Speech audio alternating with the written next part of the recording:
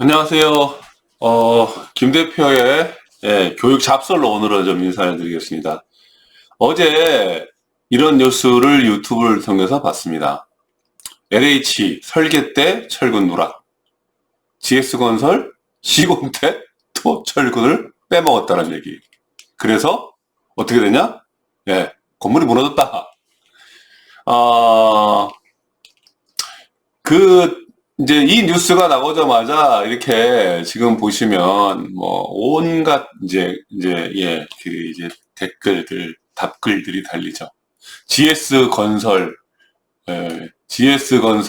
건축주 시장에서 퇴출이 답이다. 조합원 여러분 꼭 참고하세요. 이렇게 되어 있고요. 뭐 대충 아무거나 읽어도 이 그냥 이제 비판 일색이죠. 지하 주차장만이 아니라 아파트 자체 설계 도면과 시행 과정, 결과물 분석을 해봐야 할 듯하네요. 아파트 자체도 무너질 수 있을 듯하네요. 이건 고의적 살인 행위입니다. 고의적 살인 행위. 당연히 맞죠. 뭐 다른 것도 읽거나 마나 하는 것 같아요. 그래서 뭐 제 이야기를 좀 드릴까 해요. 아, 저는 이 뉴스를 보면서 전에 그 광주에서 이제 또 건물이 무너졌지 않습니까? 제가 그때 한번 이게 영상을 찍을까 하다가 그냥 넘어갔어요. 근데 지금 이제 LH와 GS건설이 철근을 누락시키고 빼먹은 것을 탁 보는 순간, 음, 그러니까 저는 현장에서 조그만 집을 짓는 사람이니까 아무래도 현장 생각이 딱 나죠. 저희 현장 이런 얘기가 아니라 철근을 이제 이 아파트 현장에서 철근을 이렇게 엮는 분들 있지 않습니까? 철근공들이 과연 이 사실을 몰랐을까? 100% 압니다. 몇십 년 동안 소위 노가다 십장이라는 사람도 있지 않습니까? 이 반장들이요. 여러분들 이게 그러면 그분들이 알면서 왜 했을까? 어쩔 수 없어서 그런 겁니다. 어쩔 수 없어서. 첫 번째로 철근이 왜 이렇게 띄엄띄엄 가? 왜 뭐 좀 이게 좀 이상한데? 하면 다음에 안 불러요. 당연히 안 부르죠. 예. 그래서 적당히 뭐 간부들이나 뭐 소장 이런 급들한테 얘기하는 것도 아닐 겁니다. 그냥 기사나 뭐 대리, 뭐 박 대리, 어, 아니면 뭐 김 기사. 이거 이렇게 그러니까 이렇게 해도 돼? 이런 정도의 말만 했어도 좀 어떻게 보면 그 건설사에서는 커뮤니케이션이 좀 되는 거죠. 아마 이것조차도 얘기 안 했다면 아예 이 건설사는 커뮤니케이션 자체가 안 된다는 겁니다, 여러분들. 그 제가 아무리 조그만 집을 짓는다 할지라도 이게 시공하다 보면 많이 물어봐요. 관리자도 저도 시공하는 사람들이 가장 전문가인 영역들이 많지 않습니까? 도면이 조금 평소의 도면보다 좀 달라요. 그러면 협의해서 이야기해가지고 진행을 해야 되는 거예요.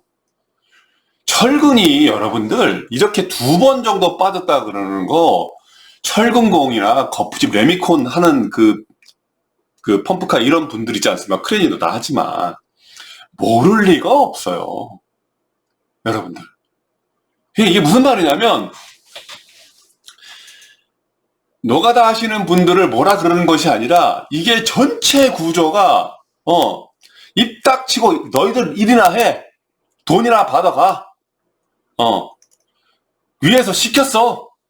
위에 몰랐을까요? 아니요. 이거 모르지 않습니다, 여러분들. 아니, 이렇게 어마어마한 철근이 빠지는데, 어마어마한 돈이 오고 가는데, 모를 리가 없죠. 바보입니까? 그러면서 우리나라 최고의 건설회사라고 할 수 있겠습니까? 자, 그러면, 뭐, 왜 빼먹었을까요? 그러니까,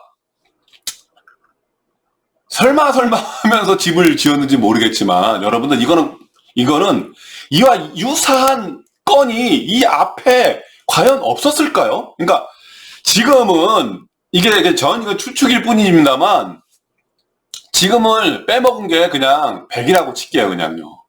전에 50 빼먹고 60 빼먹었는데 아직 10년, 20년 동안 5년 전 아직 안 무너졌어. 그러니까 요번에 70 빼먹고 80 빼먹고 어느 순간에 100을 빼먹다 보니까 무너진 겁니다, 여러분들. 저는요 그랬을 가능성이 매우 크다고 생각을 합니다. 네. 아니 자 보세요. 저기 말단인 노가다 하시는 분들, 예, 반장부터 그 반장 밑에 사람들 10몇 년, 20몇 년 일했다는 사람들이 모를 일이, 그러니까 모르지 않아요. 100%고요. 저 꼭대기도, 예, 빠지는 걸 모르지 않아요. 소통이 안 돼서 소통하기도 쉽지도 않죠. 하라면 해. 뭐 내가 책임질 거 아니니까. 몰라. 나 몰라. 개기면 잘려요. 그러니 이게 과거에는 어제 이전에는 아무것도 없었어요. 그러니까 정상적으로 했어요. 근데 갑자기 어제 그렇게 빼먹어서 무너진 게 아니라는 얘기예요. 앞에 그렇게 흘러가면서 괜찮겠지 흘러가면서 뭐 안전 불감증이라고 하지만 이거 안전 불감증하고는 거리가 먼 것 같아 이건요. 그렇게 흘러가면서 일하는 가장 밑에서 현장에서 일하는 철근에서 가장 잘하는 그런 사람들까지 시시하고 넘어가고 해버리니까 아파트가 무너지는 겁니다. 자, 기왕 얘기를 했으니까 그러면 이 사람들이 왜 빼먹었을까? 도덕적 해이? 그건 당연히 있는 거겠지만요. 여러분들 아파트도 여러분들 계약을 하고 진행을 하려고 그러면 몇 년 전에 계약을 하고 몇 개월 전에 최소한 계약을 했을 거 아닙니까? 받은 돈은 있는데 물가는 올라가고 인건비는 올라가고요. 로비도 했을 거고요. 예. 그러니까 이 감당이 안 되는 거죠. 그리고 좀 더 빼먹고 싶겠죠.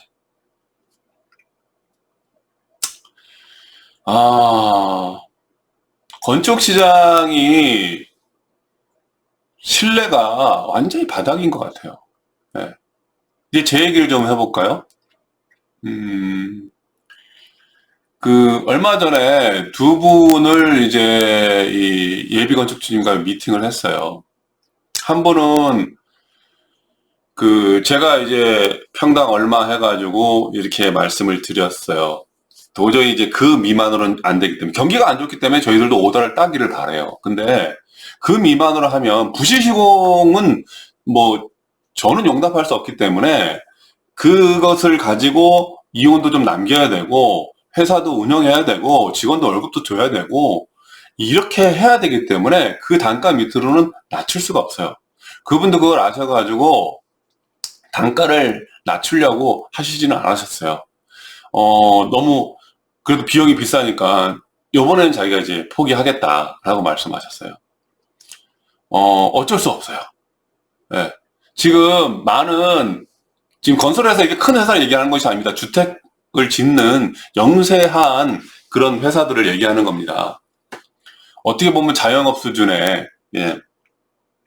지금 그분들이 그러니까 이제 오더를 따기 위해서 자꾸 단가를 낮추는데, 예. 솔직히, 큰일 날 일입니다.